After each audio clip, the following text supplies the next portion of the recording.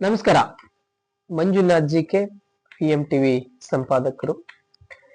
ಸ್ನೇಹಿತರೆ, ನಾನು ಪ್ರತಿನಿತ್ಯ ಒಬ್ಬ ವ್ಯಕ್ತಿ ಅಥವಾ ರಾಜಕೀಯದ ಬಗ್ಗೆ ತಮಗೆಲ್ಲ ಗೊತ್ತಿರುವಂಗೆ ನಾನು ಚರ್ಚೆ ಮಾಡ್ತಾ ನಿಮ್ ಮುಂದೆ ಬರ್ತಾ ಇದ್ದೀನಿ. ಸ್ನೇಹಿತರೆ, ಇವತ್ತು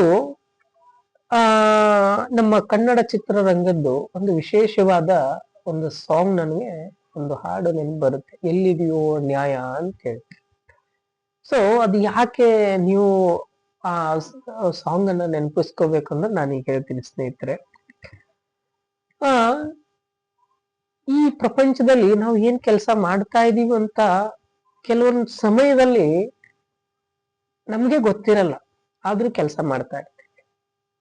ಇವತ್ತು ಸರ್ವೇ ಸಾಮಾನ್ಯವಾಗಿ ದೇಶಕ್ಕೋಸ್ಕರ ಹೋರಾಡಿ ಯೋಧರು ಬಲಿ ಆಗ್ತಾ ಇದ್ದಾರೆ. ಒಳ್ಳೆ ಪೊಲೀಸ್ ಅಧಿಕಾರಿಗಳು ಭ್ರಷ್ಟರ ಕೈಯಲ್ಲಿ ಸಿಕ್ಕು ಆತ್ಮಹತ್ಯೆಗೆ ಶರಣಾಗ್ತಾ ಇದ್ದಾರೆ. ಈ ಪರಿಸ್ಥಿತಿ ನಮ್ಮಲ್ಲಿ ದೇಶದಲ್ಲಿ ಉಂಟಾಗ್ತಾ ಇದೆ. ಬೇರೆ ವಿಚಾರ ಮಾತಾಡ್ತಲ್ಲ ಸ್ನೇಹಿತರೆ, ನಾನು ನೇರವಾಗಿ ವಿಷಯಕ್ಕೆ ಬರ್ತೀನಿ. ಅದೇ ರೀತಿಯಾದಂಥದ್ದು ಸಮಾಜದಲ್ಲಿ ತಪ್ಪು ತಡೆಗಳನ್ನ ಬೆಳಗ್ಗೆ ಎದ್ರೆ ಸಂಜೆವರೆಗೂ, ಇವತ್ತು ನಿಮ್ಮ ಮಗುವಿನ ಹಿಡಿದು ಮನೆಯಲ್ಲಿ ಸಾಕುವ ಒಂದು ಹಸುವರೆಗೂ ಕಣ್ಣಲ್ಲಿ ಒಂಥರ ನೋಡ್ತಾ ಇರೋ, ಏನೇ ಆದ್ರೂ ಅವ್ರಿಗೆ ಮೊದಲು ವಿಷಯ ಮುಟ್ಟುವಂತ ಅಂತವ್ರ ಬಗ್ಗೆ ನಾನು ಮಾತಾಡ್ತಾ ಇದ್ದೀನಿ. ಅಂದ್ರೆ ಇವತ್ತಿನ ಪತ್ರಕರ್ತರ ಬಗ್ಗೆ ನಾನು ಮಾತಾಡ್ತಾ ಇದ್ದೀನಿ. ಸ್ನೇಹಿತರೆ, ನಾನು ಬೇರೆ ಯಾವ್ದು ಮಾತಾಡ್ತಾ ಇಲ್ಲ. ಈಗೆಲ್ಲ ನಡೀತಾ ಇದೆ, ತಮ್ಮ ಗಮನಕ್ಕೆ ಐತೋ ಇಲ್ಲೋ, ಬರುತ್ತೋ ಇಲ್ಲೋ ನನಗ್ ಗೊತ್ತಿಲ್ಲ.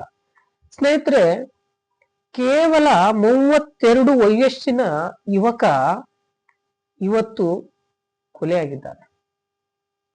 ಇವತ್ತು 32 ವಯಸ್ಸಿನ ಯುವಕ ಕೊಲೆಯಾಗಿದ್ದಾನೆ. ಅರ್ಥ, ಅವನು ಇವತ್ತು ನಿಷ್ಠಾವಂತ ಇರೋದಕ್ಕೆ, ಇವತ್ತು ನಿಷ್ಠಾವಂತನಾಗಿ ಇರೋದಕ್ಕೆ ಇವನು ಕೊಲೆಯಾಗಿದ್ದಾನಂದ್ರೆ ಅರ್ಥ, ಈ 1 ವರ್ಷದ ಹಿಂದೆನೆ ಅವನದೇ ಆದಂತ ಒಂದು ಮಾಧ್ಯಮವನ್ನ ಪ್ರಾರಂಭ ಮಾಡಿ ಜನರಿಗೆ, ದೇಶಕ್ಕೆ, ಸಮಾಜಕ್ಕೆ ಒಳ್ಳೆಯ ಸಂದೇಶವನ್ನ ಕೊಡಕ್ ಹೊರಟಂತ ಯುವಕನ ಹತ್ಯೆ ಆಗುತ್ತೆ ಇವತ್ತು. ನಿಜ ಅಲ್ವಾ? ತಾವು ನೋಡ್ತಾ ಇದ್ದೀರ ಅನ್ಸುತ್ತೆ. 32 ವರ್ಷ. ವಿಷಯ ಗೊತ್ತಿರುತ್ತೆ ಸ್ನೇಹಿತರೆ. ಇವತ್ತು ಯಾರಿಗೆ ನ್ಯಾಯ ಸಿಗ್ತಾ ಇಲ್ಲ? ಯಾಕೆ ನ್ಯಾಯ ಸಿಗ್ತಾ ಇಲ್ಲ? ಅವನೇನು ಕೋಟ್ಯಾಧೀಶರಲ್ಲ ಇವತ್ತು ಕೊಲೆಯಾದವನು. ಯಾರೊಬ್ಬ ದೊಡ್ಡ ಬಿಸ್ನೆಸ್ ಮ್ಯಾನ್ ಅಲ್ಲ, ಯಾರೊಬ್ಬ ISI KSI ಮಗನಲ್ಲ, ಒಬ್ಬ ದೊಡ್ಡ ಬಿಸ್ನೆಸ್ ಮ್ಯಾನ್ ಮಗನಂತರೂ ಅಲ್ಲ. ಒಬ್ಬ ಸಾಮಾನ್ಯ ಬಡ ರೈತನ ಕುಟುಂಬನ ಮಗ ಇವತ್ತು ಪತ್ರಿಕೋದ್ಯಮದಲ್ಲಿ ನೇಯತ್ತಾಗಿ ಕೆಲಸ ಮಾಡಿ ಇವತ್ತು ಕೊಲೆ ಆಗಿದ್ದಾನಂದ್ರೆ ಈ ಭ್ರಷ್ಟರ ಒಂದು ಆಳ್ವಿಕೆಯಿಂದ. ಮುಂಚೆ ಎಲ್ಲ ಬ್ರಿಟಿಷರ ಆಳ್ವಿಕೆ ಇತ್ತು, ಈಗ ಭ್ರಷ್ಟ ಅಧಿಕಾರಿಗಳ ಆಳ್ವಿಕೆ, ಆಡಳಿತ ನಡೆದಿದೆ ಪ್ರಪಂಚದಲ್ಲಿ, ಎಸ್ಪೆಷಲಿ ನಮ್ಮ ಭಾರತದಲ್ಲಿ. ಏನು ಭ್ರಷ್ಟ ಅಧಿಕಾರಿಗಳ ಆಡಳಿತ, ನಿಯತ ಅಧಿಕಾರಿಗಳ ಆಡಳಿತ ಅಲ್ಲ, ಭ್ರಷ್ಟ ಅಧಿಕಾರಿಗಳ ಆಡಳಿತ ನಡೆದಿರೋಕ್ಕೆ ಇವತ್ತು ನಿಷ್ಠಾವಂತ ಪತ್ರಕರ್ತ ಹತ್ಯೆ ಆಗಿದ್ದಾನಲ್ಲ, ನಾಚಿಕೆ ಆಗಲ್ವೇನ್ರಿ? ಇವತ್ತು ಭ್ರಷ್ಟ ಅಧಿಕಾರಿಗಳಿಂದ, ಭ್ರಷ್ಟಾಚಾರದಿಂದ ಇವತ್ತು 32 ವಯಸ್ಸಿನ ಯುವಕ ಮುಖೇಶ್ ಚಂದ್ರಕರ್, ಇವತ್ತು ಮುಖೇಶ್ ಚಂದ್ರಕರ್ ಅನ್ನೋ ಯುವಕ ಹತ್ಯೆ ಆಗ್ತಾನಂದ್ರೆ ಇವತ್ತು ಪತ್ರಿಕೋದ್ಯಮದಲ್ಲಿ ನಾವು ಯಾವ ಲೋಕದಲ್ಲಿದ್ದೀವಿ? ಯಾವ ಪ್ರಪಂಚದಲ್ಲಿದ್ದೀವಿ? ಯಾಕೆ ಅವ್ರಿಗೆ ಸಂವಿಧಾನದ ಭಯ ಇಲ್ವಾ? ಅಧಿಕಾರಿಗಳ ಭಯ ಇಲ್ವಾ?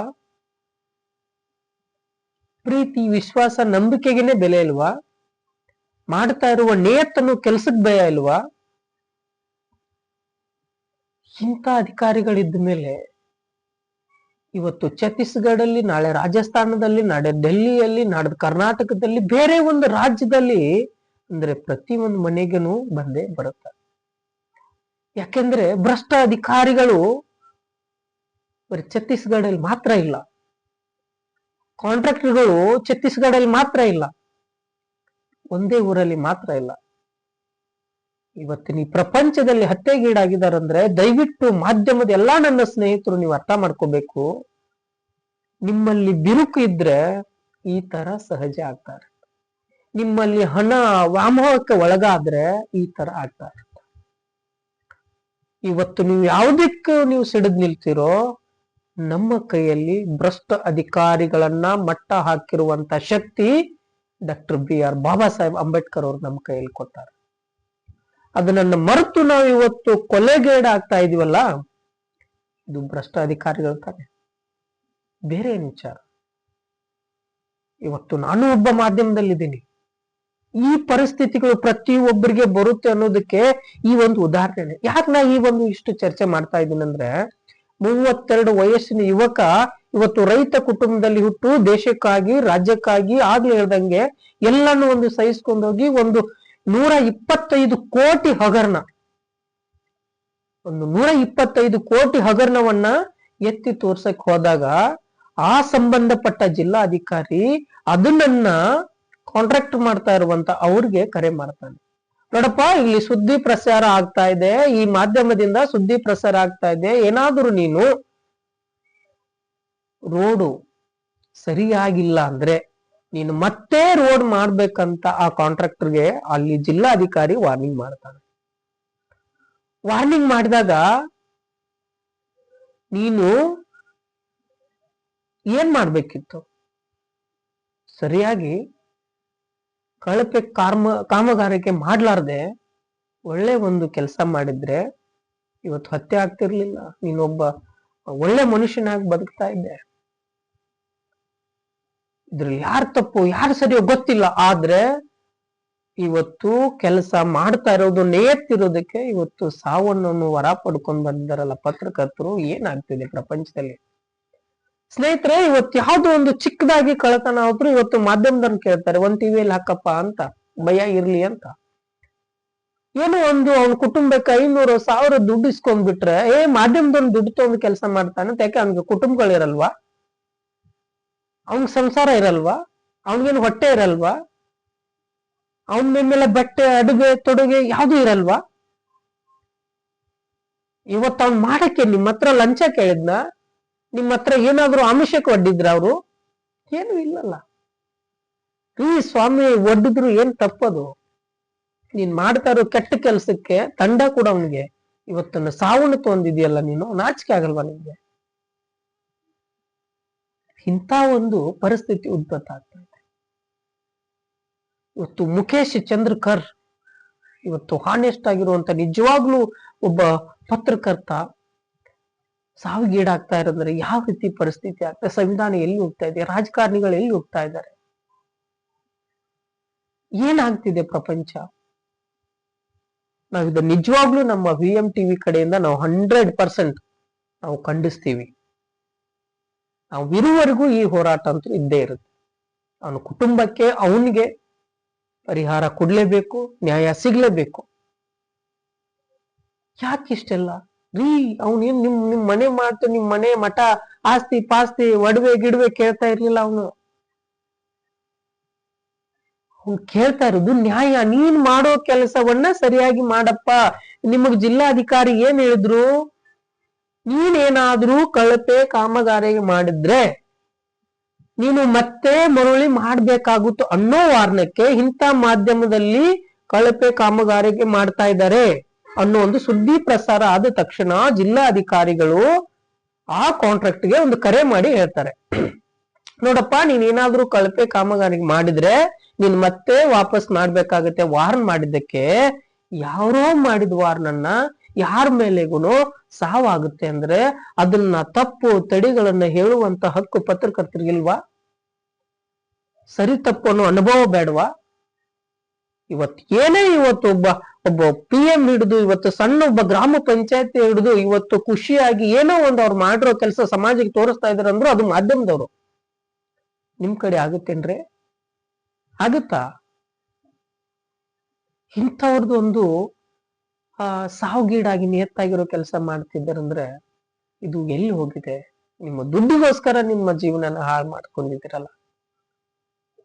ಇಂಥ ಪರಿಸ್ಥಿತಿ ಉಂಟಾಗಿದೆ ಸ್ನೇಹಿತರೆ. ಈ ಹಿಂದೆನೆ 1 ವರ್ಷದ ಹಿಂದೆನೆ ಅವರು ಮಾಧ್ಯಮವನ್ನ, ಯೂಟ್ಯೂಬ್ ಮಾಧ್ಯಮವನ್ನ ಪ್ರಾರಂಭ ಮಾಡಿ ಸುಮಾರು ಹಲವಾರು ಸಮಾಜ ಸೇವೆ ಕೆಲಸಗಳನ್ನ ಮಾಡ್ತಾ ಒಳ್ಳೆ ಒಂದು ಅದರಲ್ಲಿ ಎಸ್ಪೆಷಲಿ ಆ ಜಿಲ್ಲೆಯಲ್ಲಿ ಒಳ್ಳೆ ಒಂದು ಹೆಸರು ಗಳಿಸಿ ಒಳ್ಳೆ ಮಾಧ್ಯಮದಿಂದ ಕಾರ್ಯಗಳನ್ನ ಮಾಡಿರುವಂತಹ ವ್ಯಕ್ತಿ ಇವತ್ತು ಸಾವಿಗೀಡಾಗ್ತಾರೆ. ತುಂಬಾ ನೋವಾಗುತ್ತೆ ರೀ, ಇದು ತುಂಬಾ ಬೇಜಾರಾಗುತ್ತೆ. ಎಷ್ಟು ನೋವು ಪಡ್ತಾ ಇದ್ದಾರೆ ನೋಡಿ. ನಾನು ಇದ್ಲ ಅಬ್ಸರ್ವ್ ಮಾಡ್ತಾ ಅಲ್ಲಿ ಜನಗಳನ್ನ ನಾವು ನೋಡ್ತಾ ಇದ್ದೀವಿ, ಎಷ್ಟು ನೋವು ಅನುಭವಿಸ್ತಾ ಇದ್ದಾರೆ. ಎಂತ ಒಳ್ಳೆ ವ್ಯಕ್ತಿನ ಕಳ್ಕೊಂಡಿವಿ ಅಂತ ಇದ್ದಾರೆ. ನಾವೇನು ಮಾತಾಡಿ ಹೋಗ್ಬೋದು, ಪಾಪ ಅವ್ರ ಕುಟುಂಬಸ್ಥರು, ಅವ್ರು ನಂಬ್ಕೊಂಡಿರೋರು, ತಂದೆ ತಾಯಿ ಮಕ್ಕಳು, ಯಾಕೆ ಸಮಾಜಕ್ಕೋಸ್ಕರ ಕೆಲಸನೇ ಮಾಡ್ಬಾರ್ದ? ಏನ್ ಪರಿಹಾರ ಸಿಗ್ತಾ ಇದೆ ಸ್ನೇಹಿತರೆ? ಇವತ್ತು ಮುಖೇಶ್ ಚಂದ್ರಕರ್ ಸಮಾಜಕ್ಕೆ ಮಾಡುವ ಕೆಲಸದಿಂದ ಇವತ್ತು ಸಾವಿಗೀಡಾಗಿದ್ದಾರೆ. ನಿಜವಾಗ್ಲೂ ಚೀಮಾರಿ ಹಾಕುವಂತ ಕೆಲಸ. ಅಲ್ಲಿರುವ ರಾಜಕಾರಣಿಗಳು ಇಮಿಡಿಯೇಟ್ ಆಗಿ ಆಕ್ಷನ್ ತಗೊಂಡಿದ್ರೆ ನಾವು ಖುಷಿ ಪಡ್ತಾ ಇದ್ವಿ. ಇನ್ನು ಯಾವುದೂ ಪರಿಹಾರ ಇಲ್ಲ, ಏನೂ ಆಗ್ತಾನೂ ಇಲ್ಲ. ಇವತ್ತು ನಾವು ನಿಮಗೆ ಶತಸಿದ್ಧ ಮಾಡ್ತಾ ಇದ್ದೀವಿ. VMTV ವಾಹಿನಿ ಕಡೆಯಿಂದ ನಾವು ಸದಾ ಕಾಲ ನ್ಯಾಯ ಕೊಡುವವರೆಗೂ ನಮ್ಮ ಮಾಧ್ಯಮದಲ್ಲಿ ಸುದ್ದಿ ಪ್ರಸಾರ ಆಗ್ತಾನೆ ಇರುತ್ತೆ. ಮುಖೇಶ್ ಚಂದ್ರಕರ್ ಪರ ನಾವು ನಾಳೆ ಅಥವಾ ನಾಡಿದ್ರಲ್ಲಿ ಇಲ್ಲಿಂದನೂ ಕೂಡ ನಾವು ಕರ್ನಾಟಕದಿಂದನೂ ಕೂಡ ನಾನು ಇಲ್ಲಿಂದ ಕಂಪ್ಲೇಂಟ್ ಮಾಡ್ತೀವಿ ನಾವು. ಸೊ ಮಾಡ್ಲೇಬೇಕು, ಯಾಕಂದ್ರೆ ನನ್ನ ನಾನು ಮಾಧ್ಯಮ, ಅವನು ಯಾಕಂದ್ರೆ ನನ್ನ ಸೋದರ, ನಮ್ಮ ಬಂಧು, ಮಾಧ್ಯಮದವ್ರು ಎಲ್ಲರೂ ಕೂಡಿ ನನ್ನ ಸ್ನೇಹಿತ ಸೋದರನ ಏನೋ ಕುಟುಂಬಸ್ಥರು ನಾವು ಈಗೆಲ್ಲ ಮಾಡ್ತಾ ಇದ್ವಿ. ಅಂತವನಿಗೆ ಇವತ್ತು ಸಾವಿಗೀಡಾಗಿದೆ ಅಂದ್ರೆ ಯಾವ ಮಟ್ಟದಲ್ಲಿ ಹೋಗ್ತಾ ಇದ್ದೀರಿ ಭ್ರಷ್ಟಾಚಾರ? ಅರ್ಥ ಮಾಡ್ಕೊಳ್ಳಿ ಸ್ನೇಹಿತರೆ. ನಾವು ದೇಶನ ಬದಲು ಮಾಡೋದು ಬೇಡ, ರಾಜ್ಯವನ್ನ ಬದಲು ಮಾಡೋದು ಬೇಡ. ನಮ್ಮ ಮನೆಯನ್ನ ನಾವು ಬದಲು ಮಾಡಿದ್ರೆ ಇನ್ನೊಬ್ಬರು ಬೇರೆ ರೀತಿಯಾಗಿ ಬದಲಾಗ್ತಾರೆ ಸ್ನೇಹಿತರೆ. ಅವ್ರು ಮಾಡಿದ್ದು ಅಷ್ಟೇನೆ. ಹಾಗಾಗಿ ನಾವು ಏನಾದ್ರೂ ಒಂದು ಹೊಸ ವಿಚಾರವನ್ನ ತರ್ತಾ ಇರ್ತೀವಿ. ಯಾಕಂದ್ರೆ ನಂಗೆ ತುಂಬಾ ನೋವು ಆಗ್ತಾ ಇತ್ತು ಮಾಧ್ಯಮದಲ್ಲಿ ಈ ತರ ಹತ್ಯೆ ಆಗಿದ್ದಾರೆ ಅಂತ. ಸುಮಾರು ಒಂದು ವಾರದ ಕಾಲ ಇದು ನಡೀತಾ ಇದೆ. ಹಾಗಾಗಿ ಇವತ್ತಿನ ಈ ಮುಖೇಶ್ ಅವರ ಒಂದು ತುಂಬಾ ಒಂದು ಬೇಜಾರದ ಸಂಗತಿ. ಅವ್ರ ಕುಟುಂಬದವರು ಏನು ಆದಷ್ಟು ನಾವು 2-3 ದಿನದಲ್ಲಿ ನಾವು ಅವ್ರ ಕುಟುಂಬದವ್ರನ್ನ ಸಂಪರ್ಕಕ್ಕೆ ನಾವು ತಗೊಳ್ಳಕ್ಕೆ ಪ್ರಯತ್ನ ಪಡ್ತೀವಿ ಸ್ನೇಹಿತರೆ. ದಯವಿಟ್ಟು ಎಲ್ಲಾದ್ರೂ ನಮ್ಮ ಸುತ್ತಮುತ್ತಲಿನ ಅಥವಾ ನಮ್ಮ VMTVಗೆ ಸಂಬಂಧಪಟ್ಟಂತ ಅಧಿಕಾರಿಗಳಂದ್ರೆ ನಮ್ಮಲ್ಲಿ ಕರ್ನಾಟಕದಲ್ಲಿ ಸುತ್ತಮುತ್ತ ಏನಾದ್ರೂ ಭ್ರಷ್ಟಾಚಾರ ನಡೀತಾ ಇದ್ರೆ, ಏನಾದ್ರೂ ಸಮಸ್ಯೆಗಳಾಗ್ತಾ ಇದ್ರೆ, ನಮ್ಮ ಮಾಧ್ಯಮಕ್ಕೆ ಏನಾದ್ರೂ ಸಮಸ್ಯೆ ಬಂದ್ರೆ ನಿಮ್ಮ ಸಹಾಯ ಸಹಕಾರನೂ ಕೂಡ ಅಷ್ಟೇ ಇದೆ. ಸೊ ಹಾಗಾಗಿ ನಾನು ನಿಮ್ಗೆ ಹೇಳ್ತಾ, ನೀವು ನಮ್ಮ ಬೆನ್ನಿದ್ದಿದ್ರೆ, ನೀವು ಭ್ರಷ್ಟರನ್ನ ನಮ್ಮ ಹತ್ರ ತಂದು ಕೊಟ್ರೆ ಅವರಿಗೆ ನಾವು ಶಿಕ್ಷೆ ಆಗುವವರೆಗೂ ನಾವು ಬಿಡುವುದಿಲ್ಲ. ಹಾಗಾಗಿ ನಾವು ಇಷ್ಟೊಂದು ಒದ್ದಾಟ ಮಾಡಿ ಸುಮಾರು 125 ಕೋಟಿ ಹಗರ್ನರಿ. ಅದು ₹1, ₹2 ಅಲ್ಲ, ಹತ್ತತ್ರ ಒಂದು ಜಿಲ್ಲೆ ಡೆವಲಪ್ಮೆಂಟ್ ಆಗುವಂತ ಒಂದು ಹಣ ಅದು. ಅಂತವ್ರನ್ನ ಕೇಳಕ್ ಹೋದಕ್ಕೆ ಇವತ್ತು ಕೊಲೆ ಆಗ್ತಾ ಇದ್ದಾರೆ ಅಂದ್ರೆ ಯಾಕೆ? ಹಾಗಾಗಿ ಸ್ನೇಹಿತರೆ, ಮಾಧ್ಯಮದವರು ನೀವು ಎಷ್ಟು ಭ್ರಷ್ಟರಿದ್ದೀರೋ, ಯಾರ್ಯಾರು ಭ್ರಷ್ಟರನ್ನ ವಿರೋಧಿ ಮಾಡ್ತಿರೋ, ಮಾಧ್ಯಮದವ್ರಿಗೆ ಸಪೋರ್ಟ್ ಮಾಡಿ, ಸಹಕಾರ ಮಾಡಿ, ಪ್ರೀತಿ ವಿಶ್ವಾಸವನ್ನ ಕೊಡ್ರಿ. ನಿಮ್ಮನ್ನ ಎಲ್ಲಿ ಹೋದ್ರು ಇವತ್ತು ಆಗ್ಲೇ ಹೇಳ್ದಂಗೆ ಒಬ್ಬ ಮೆಂಬರ್ ಇಂದ ಇವತ್ತು PM ಅವ್ರಿಗೂ ಬೇಕಾಗಿರೋದು ಮಾಧ್ಯಮದವ್ರಿ, ಬೇರೆ ಯಾರು ಅಲ್ಲ. ಇವತ್ತು ಹಾಲ್ ಮಾರ ಹಿಡಿದು ಬೆಳಗ್ಗೆ ಪೇಪರ್ ಹಾಕೋ ಹಿಡಿದು ಒಂದ್ ಫೋಟೋ ತೆಗೆದು ಹಾಕ್ತಾನಂದ್ರೆ ಅದು ಮಾಧ್ಯಮದ ಕ್ಯಾಮ್ರಾ. ಇವತ್ತು ಯಾವನಾದ್ರೂ ಒಬ್ಬ ಡಾಕ್ಟರೇಟ್ ತಗೋತಾ ಇದ್ದಾನಂದ್ರೆ ಮಾಧ್ಯಮದವ್ರು ಸರ್ಚ್ ಮಾಡಿ ಕೊಟ್ಟಾಗ ಡಾಕ್ಟರೇಟ್ ತಗೋತಾ ಇರ್ತಾರೆ. ಎಲೆ ಮೇರೆ ಕಾಯಿ ಅಂತ ಇರೋರ್ನ ಹೊರಗಡೆ ತರೋರೆ ಮಾಧ್ಯಮದವ್ರು, ಬೇರೆ ಯಾರು ಅಲ್ಲ. ಅದೇ ರೀತಿ ಕೆಟ್ಟ ನಡೆದಿರೋ ಘಟನೆ, ಕೆಟ್ಟ ಭ್ರಷ್ಟಾಚಾರರನ್ನ ಹೊರಗೆ ತೆಗೆದಿರುವಂತಹದ್ದು ಮಾಧ್ಯಮದವ್ರೆ. ಇಂಥವ್ರಿಗೆ ಈ ತರ ಆದ್ರೆ ಅವ್ರ ಕುಟುಂಬಸ್ಥರ ಗತಿ ಏನು, ಪರಿಸ್ಥಿತಿ ಏನು ಸ್ನೇಹಿತರೆ? ಇವತ್ತು ಮುಖೇಶ್ ಚಂದ್ರಕರ್ ಅವ್ರ ಬಗ್ಗೆ ಛತ್ತೀಸ್ಗಢದಲ್ಲಿ ನಡೆದಂತ 125 ಕೋಟಿ ಹಗರಣವನ್ನು ಹೊರತರಕ್ ಹೋಗಿ ಅಲ್ಲಿ ಇವತ್ತು ಹತ್ಯೆಗೀಡಾಗಿದ್ದಾರೆ ಅಂದ್ರೆ ಕರ್ತನಿಲ್ಲ ಸ್ನೇಹಿತರೆ. ನೋಡಿದ್ರಲ್ಲ ಇವತ್ತಿನ ಈ ಒಂದು ಬಹಳ ಒಂದು ದುಃಖಿತಕರವಾದ ಒಂದು ವಿಷಯ ಮಾತಾಡಿದ್ವಿ, ಚರ್ಚೆ ಮಾಡಿದ್ವಿ. ಹಾಗೆ ಯಾರಾದ್ರೂ ನಿಮ್ಮ ಸುತ್ತಮುತ್ತಲಿನ ಭ್ರಷ್ಟಾಚಾರ ಇದ್ರೆ ನಮ್ಮನ್ನ ಸಂಪರ್ಕಿಸಿ, ನಾವು ಕೂಡ ಮಾಡ್ತೀವಿ. ನೀವು ನಮಗೆ ಸಹಕಾರ ಮಾಡಿ, ನಿಮ್ಮ ಅಸ್ತ್ರನೇ ನಮಗೊಂದು ಬಲ. ಹಾಗಾಗಿ ಸ್ನೇಹಿತರೆ, ಮತ್ತು ಈ ಚಂದ್ರಶೇಖರ್ ಅವರಿಗೆ, ಅವರ ಕುಟುಂಬಕ್ಕೆ ಒಂದು ಒಳ್ಳೆ ಶಾಂತಿ, ನೆಮ್ಮದಿ ಅನ್ನೋದಕ್ಕಿಂತ ಆ ಕುಟುಂಬಕ್ಕೆ ಆ ಮುನ್ನಡೆಯುವಂತ ಜೀವನಕ್ಕೆ ಏನ್ ಬೇಕೋ ಆ ಸರ್ಕಾರದವ್ರು ಕೊಟ್ರೆ ಸಾಕು. ಸುಖ, ನೆಮ್ಮದಿ, ಆತ್ಮಕ್ಕೆ ಶಾಂತಿ ಅದ್ ನಮ್ ಕಣ್ಮುಂದಿಲ್ಲ, ಅದ್ ಕೇಳೋ ಬಾಡ ನಾವು.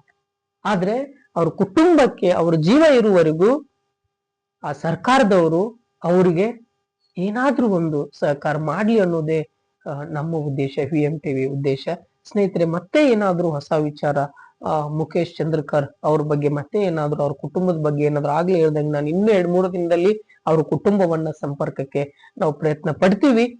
ಪಟ್ಟಲ್ಲಿ ನಾವು ಆ ಮುಂದಿನ ವಿಷಯನ ನಾನು ನಿಮ್ ಮುಂದೆ ಚರ್ಚೆ ಮಾಡಕ್ ಹೇಳ್ತೀನಿ ಸ್ನೇಹಿತರೆ.